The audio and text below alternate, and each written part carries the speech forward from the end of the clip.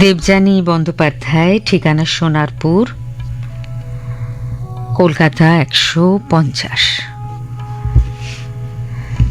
প্রভাত বন্ধু প্রাত্যহিকী এই সম্বোধনে লেখা শুরু করেছেন। লিখছেন, আজকাল একটি স্লোগান খুবই জনপ্রিয়, আমি নারী, আমি সব পারি। আমি নারী বলেই তো নিজেকে অবহেলিত, লাঞ্ছিত, অপমানিত হতে দেখেও পরিবারের ভালোর কথা ভাবি। নিজে দলিত, নিপীড়িত হয়েও সংসারে অন্য নারীকে খোলা আকাশের স্বপ্ন দেখতে উৎসাহিত করি। যে পুরুষ আমাদের সর্বক্ষেত্রে দমিয়ে রাখার চেষ্টা করে, তাদেরই শুভকামনায় পূজার্চনা করি।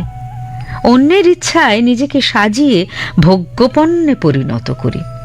পুরুষের মুগ্ধতাকে নিজের অভীষ্ট আর তাচ্ছিল্যকে নিজের ব্যর্থতা ভেবে নিয়ে কষ্ট পাই। সমাজ কখনো নারীকে বসিয়েছে দেবীর আসনে, দয়া ভিক্ষা করেছে, মুক্তি চেয়েছে শত্রুর হাত থেকে, আবার কখনো মুখে ছুঁড়ে মেরেছে অ্যাসিড, হরণ করেছে বস্ত্র। সমাজ এখনো নারীর সঠিক স্থান নির্ধারণ করতে পারেনি, বরং নির্ধারণ করেছে একটি দিন যার গাল ভরা নাম নারী দিবস। বন্ধু প্রাত্যহিকে, তোমার মাধ্যমে আমি সকল নারীর কাছে এই বার্তা পৌঁছে দিতে চাই যে আমি নারী, আমি সবকিছু পারি না। আমারও নিজস্ব কিছু চাওয়া পাওয়া আছে, আছে নিজস্ব কিছু ইচ্ছা অনিচ্ছা। আমিও নিজেকে প্রমাণ করার অধিকার দাবি করি।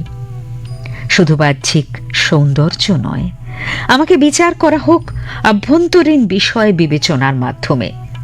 দয়া নয়, ভক্তি নয়, আমি সহযোদ্ধার সম্মান আশা করি। সমাজে এমন অনেক পুরুষ আছেন যারা সংসারে দুই নারীকে বসিয়েছেন পৃথক স্থানে।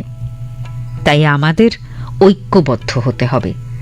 নারী নারীর শত্রু এটা মিথ্যে প্রমাণিত হবে যেদিন, সেই দিনই হবে সঠিক নারী দিবস। সেদিনই সমস্বরে বলতে পারবো, দেবী নই, নই সামান্যা।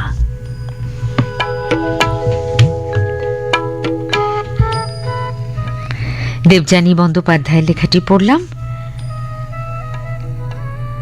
উনি থাকেন সোনারপুর, কলকাতা 150।